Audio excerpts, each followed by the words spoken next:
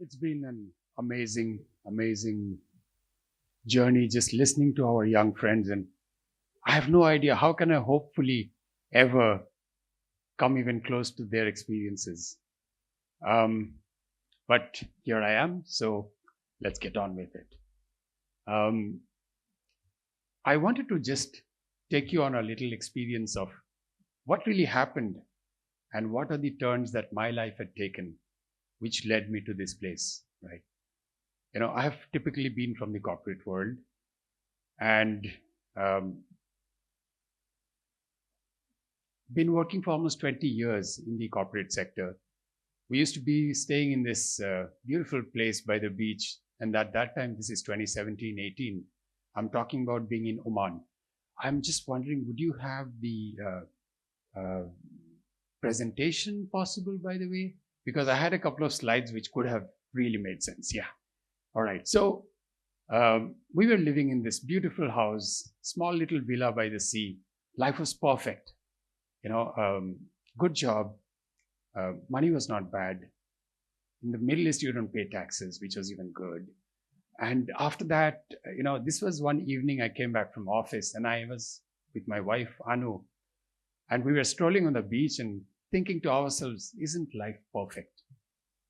And at that moment, two of us could literally see ourselves settling down. I could imagine myself walking the same beach, perhaps 20 years from now. More gray, of course. Well, I didn't realize it would turn this so fast, but that's okay. Uh, you know, uh, Life was perfect, and we wanted it to be that way. And that's the moment another thought came up. And that thought was, is this all that you want out of life? What about your other dreams, things that you wanted to do, things that you've really been passionate about? What happens to all of that? Are you willing to trade a sort of, shelter from the storm and give up on all those things that you wanted to do? That was a calling moment because we had a dream, a little crazy, some of my friends used to call it. We used to dream of a world where we could travel wild and free, really explore the world, experience nature in the raw, and bond with strangers as friends, and this could happen not on a small vacation you take out of work, a slice of little time when move from one place to another, and you just uh, travel like a tourist. But what we really wanted to do was to travel like a gypsy, experience the world, see the world, and learn more about ourselves from each of those experiences. And that was what we were going to trade off for safety and security. And we said, this needs a hard rethink. That night we made a decision. The next morning I went into office and I put in my papers. There was a lot of disturbance around, of course. My friends thought I was having a midlife crisis. My boss thought I wanted more money, so he offered me a very healthy package. And all I really wanted was time to explore what I wanted to do, right? And long story short, few weeks later, all our earthly belongings are packed off in a container.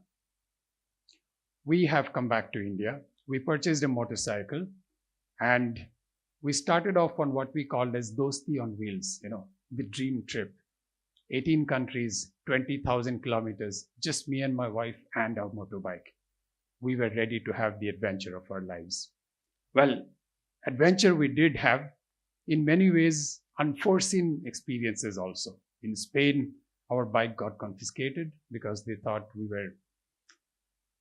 were illegally importing it into the country. We had to ride through 65 kilometers of forest fires in Portugal. In France, we got caught in a blizzard. In Czech, we got hopelessly lost in the middle of a forest because our host had sent us by mistake, some wrong direction. And it was midnight, no cell phone coverage, no GPS. And so on the story continues until we reached Turkey, our 18th country, where we nearly got shot at the border. So experiences that you look back and say, whoa, now what was that, right? But one thing did happen, and I must share that with you. Every single experience makes you realize that as you improvise and you carry on, you find a way through. you realize you're capable of so much more than what you gave yourself credit for, right? And it's not just terrible experiences, it's also amazing experiences that we had. Riding through the autobahn at 200 plus kilometers an hour with the rain hitting you. Wow, you feel alive. This is a thunderstorm that I was talking about. We were caught in France. Every of those moments, your hair standing on your edge because it's so much of static. You sometimes open your eyes and you find yourself surrounded by greens, which are so green, it literally hurts your eyes, right? You're living every single day with strangers because we used Airbnb throughout. And you experience love, kindness, hospitality more than what you could have imagined. Every day we are chasing new sunsets. And imagine, sitting on a wild countryside road, on a road perhaps you'd never come back to, looking at the day come to an end, the orange turn into purple as the night takes over. And then you watch the moon coming up from some alien mountains, that's exciting. That's really something that's indescribable in words. And the next morning you wake up and, you open your windows and you realize, whoa, are you on Earth or are you on Mars? It's so stunning.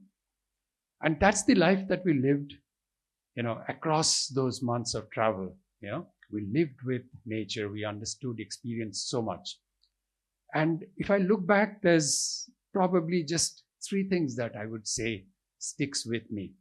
The first is, it's a big, beautiful world. It's not a bad world. There's humanity existing across the world.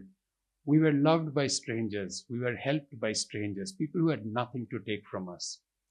The other thing also is I realized that, during this trip, we were staying with people in their homes, Airbnbs. And we lived with people who were very well off, and we even lived with people who had very little. And during that trip also, we carried all our belongings in a small little rucksack because that's all a motorcycle can afford for you. And we realized that it's not so much the materiality of existence that creates that feeling of happiness. It's rather perhaps a sense of contentment, the bonds that you have. And that's something that stayed with me.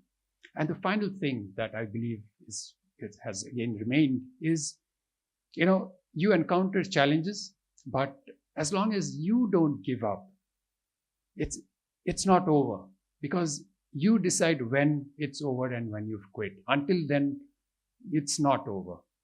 And every single challenge that you experience, if you're overcoming it, it gives you more confidence. It builds that momentum. So these are the things that stay with me. And so as I would like to put it, the journey ended, but the adventure continued. How did it change me? Hours on the saddle, you're literally in a meditative experience throughout these months. You spend so much of time, it shifts something within you, and it makes you ask and question certain things that you almost took for granted. And for me, the biggest shift was a simple change in the question. As a corporate, I used to always ask, what's next? I found myself asking, what else is possible? Just that single shift. I started looking at possibilities, right? Not choices, possibilities. And when that happened, I looked at everything differently. I wanted to write, hey, why not blog? I'm having this experience. And believe me, the blog reached the top 100 of the world. And I was not doing any SEO or any of that sort of thing. I was just too busy writing and writing. I came back. I said, I always wanted to write a book. Let's get to it. Crossword published that book. It's now, they're saying we should do a 3rd edition because the first 2 are sold out. I always wanted to study philosophy. I said, because of work, I could not. Now is the time. Enrolled myself, full-time philosophy, master's, and 100% attendance. I was making up for all those college days that I bunked class, right? But it happened. And then I said, let's continue this journey to study, can I blend philosophy and technology? And that's what my PhD topic was, future of work and future of technology. How do they come together? And the world that I see now is a world where probably our young friends would be stepping into. It's a world where there's a hybrid workforce, machines and humans collaborating together. And it would give rise to enormous opportunities, because the way I see it, from the physical world, you would move into a hybrid world. Imagine every single thing that we have done so far will need to be redefined for that world, right?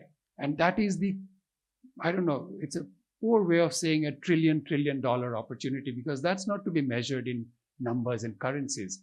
That's to be measured by the exposure, the opportunity, and the creativity that all of us can bring in. And that's truly what excites me about the future. Otherwise, a man with gray hair can easily settle down into something else. And I decided that I would love to participate in that future. So what I did was I used my PhD learnings, and I've created a sort of new technology platform or a tool. Hopefully that gets launched in South Africa next month. Essentially, we're trying to say, can we understand humans better with technology to support us, rather than technology and humans conflicting each other? And that's being used for recruitment in the beginning, but I see tremendous opportunities for learning and self-growth and development. So that's really the way that I've looked at it. In the end, if I have to leave you with one thought, it would be this: we all have dreams. We all have dreams of maybe riding off into the sunset, maybe getting into that premium school that we've always thought about, maybe doing that thing in our life and career that very few people even can dream about.